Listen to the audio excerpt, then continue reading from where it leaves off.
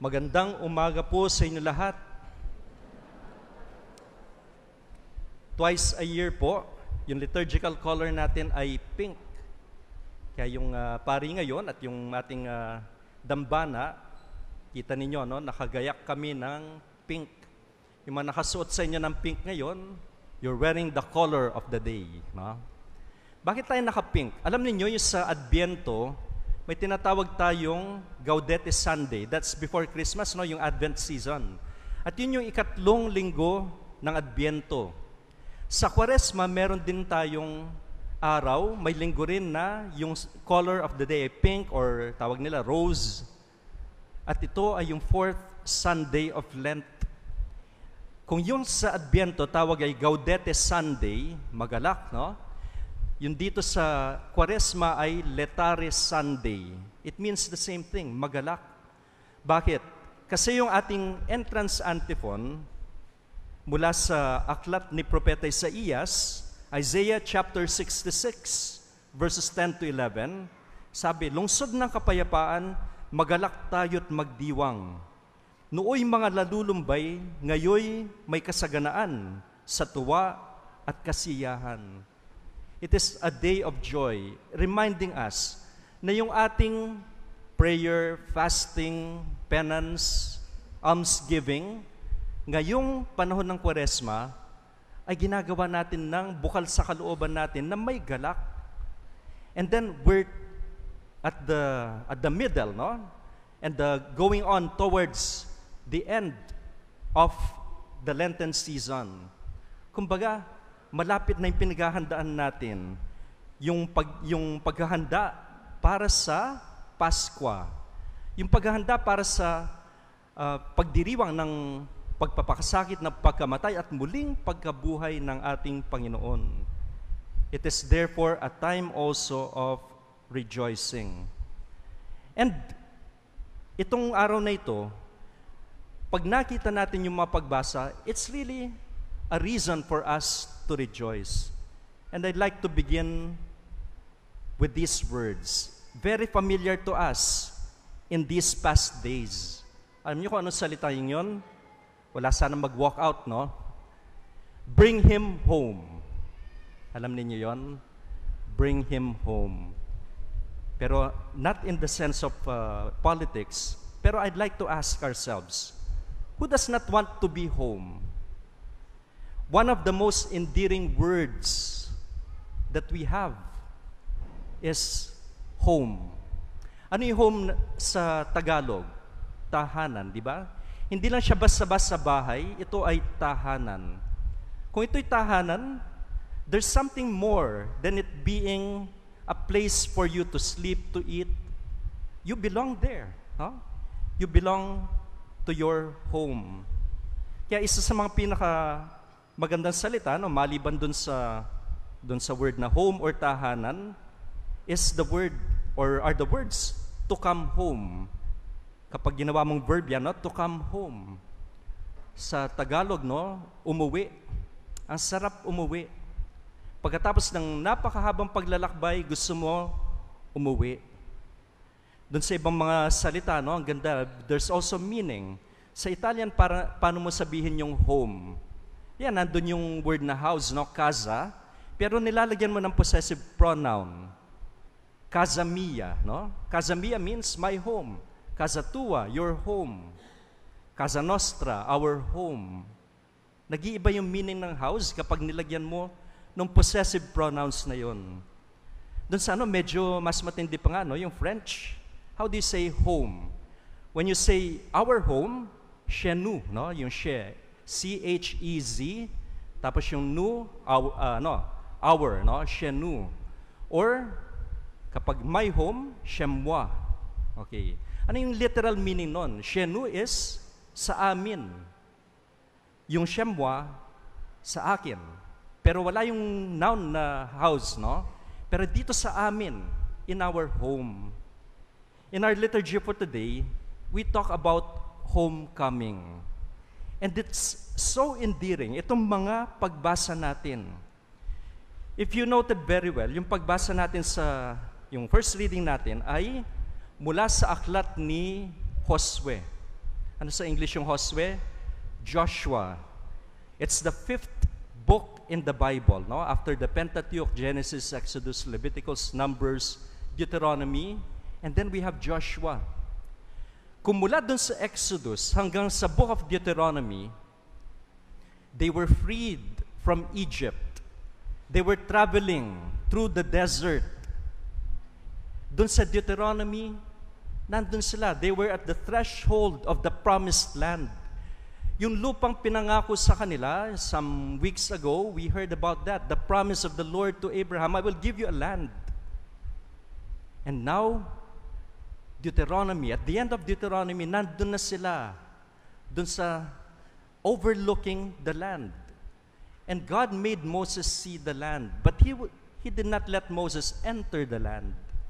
But the people who were with him at that time, they would be the ones to enter the land, to be led by Joshua. And so the reading that we have is very meaningful. From the promise to Abraham of the land, and then they were at the threshold of the land in Deuteronomy. In Joshua, if you read it, it is the conquest of the land.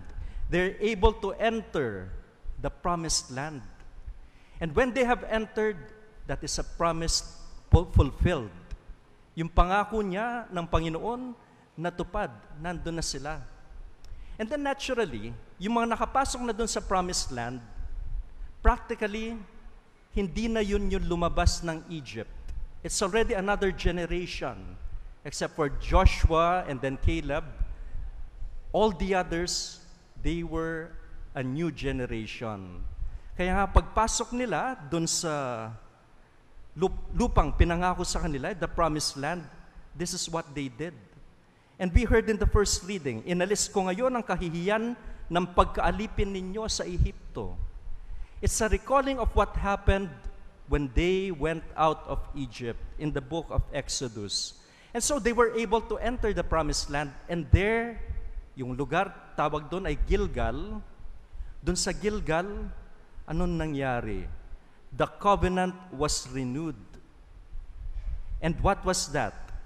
They celebrated Passover. And ano yung date ng Passover? 14 ng unang buwan. Yung unang buwan tawag nila yung Nisan, no? And so the 14th of Nisan, which corresponds, no, yung bandang March or April in our case. Kapag solar calendar yung pinag-usapan, itong months na ito. Kapag lunar calendar, yan yung tawag nila, the month of Nisan. Anyway, what did they celebrate? Passover, for the first time in the promised land. When was the first time they celebrated the Passover? Nung umalis sila sa Egypt. And then through the desert, they were celebrating, they were recalling their being freed from Egypt. They were celebrating the Passover. Now, it is the first Passover in the promised land. And therefore, it is meaningful. Na pwede nila sabihin, wow, atin na ito. And it's God who saved them. Kaya nga, and it's so meaningful. If you heard the words right, no? If you really listened well, ito yung nangyari. Kinaumagahan, araw pa rin ng Paskwa, kumain sila ng pagkaing inani nila sa lupaing yaon. It was very meaningful. And what did they eat? Sinangag na trigo at tinapay na walang lebadura, in order to recall the first Passover when they ate unleavened bread. Now, why is this meaningful? Ngayon, kakain na sila from the land, from what the Lord promised them. And from that time on, pagkakain nila ng pagkaing inani sa lupaing yon, tumigil na ang pag-ulan ng mana. Throughout their journey in the desert, they were fed by the Lord with manna. Nung nandun na sila sa lupain nila, tumigil na yung mana. Now, the land is theirs. They are home. Nakauwi na sila. And when we think about home, what better parable, what better gospel reading than what we have just read? The parable of the prodigal son, the son who has come home. You know, this is one of the most powerful images of God's mercy. The father in the parable of the prodigal son. Pero in order to appreciate that, we must recall, para kanino sinabi itong parable na ito? For whom? Kasi at the beginning of the chapter, we're reading from Luke chapter 15, ito yung narinig natin. The Pharisees and scribes were complaining why Jesus were welcoming sinners and eating with them. Kaya nga, in response to that, Jesus tells not just one, but 3 parables. The third one we have read today. Siguro pag-uwi ninyo, balikan ninyo. Luke chapter 15, 3 parables. What are they?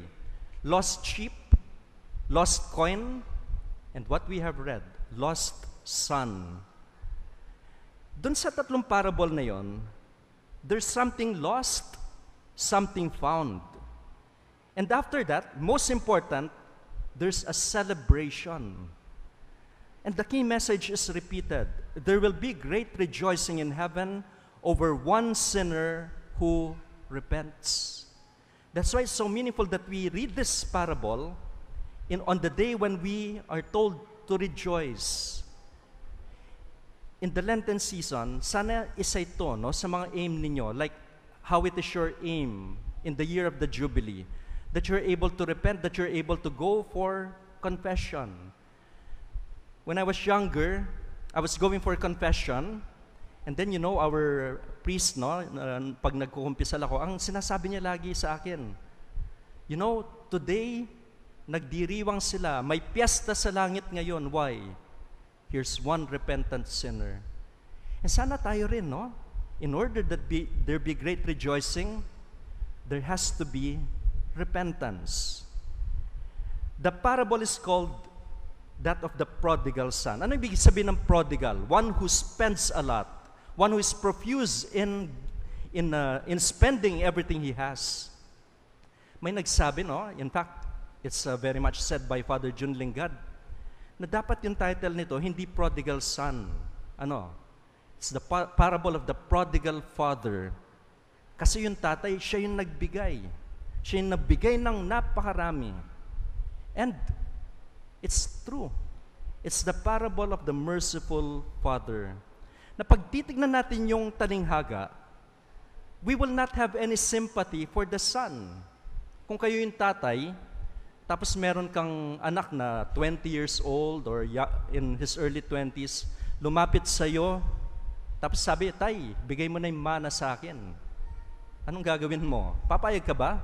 Para hindi, Ang naman, buhay pa ako, hihingin mo na yung mana. So we do not have any sympathy for him. Tapos kung ano pa yung ginawa niya. That's why in the parable there's is something unexpected. It jolts us. Why? Pagbalik nung anak, anong ginawa ng tatay? Lumabas siya, tinanggap siya, niyakap siya, binigay sa kanya yung lahat ng the best. Parang, tama ba yun? Pero the father did that. Kaya nga, siguro ito yung reflection natin. If we are sinners, something that should come into our mind is, we strive to go back home. And we will not be discouraged because the Father will be there. Siguro in the times when the prodigal son was there, outside, he did not feel any love from everybody. Maybe he was not so loved. That's why when he came back, ayun, nadaman niya yung pagmamahal ng ama. Pero the story does not end there. The elder son, who had remained faithful, he refuses to join the celebration. He is angry, tulad ng mga Pharisees at ng mga scribes, that Jesus welcomed sinners. He cannot accept that his sinful brother is now being honored. And here the father again shows his love. Not for the younger son anymore, but for the elder son too. Kung paano lumabas yung tatay para dun sa younger son, now he goes out for the elder son. Nabasa natin, inamu-amu niya ito. And so that love is also for the elder son. My dear friends, This is the heart of God, a heart that waits, a heart that runs to embrace, a heart that rejoices in every sinner who returns. This is the heart of Jesus, who welcomes sinners and eats with them. He is not scandalized by our sins. He longs for our return. Pero that's only half of the story. Ano yung importante para sa atin? How do we respond? Are we like the younger son who needs to return in humility? Or are we like the elder son who needs to learn the joy of mercy? And the invitation is clear. God calls us to rejoice in His love, both for ourselves and for others. And then this, please remember these three words that we come to know from the gospel. The son was lost, and then he was found, but above all, he was loved. Dear friends, this Lenten season, let us come home. Umuwi na tayo. Bumalik tayo sa Ama. God bless us all.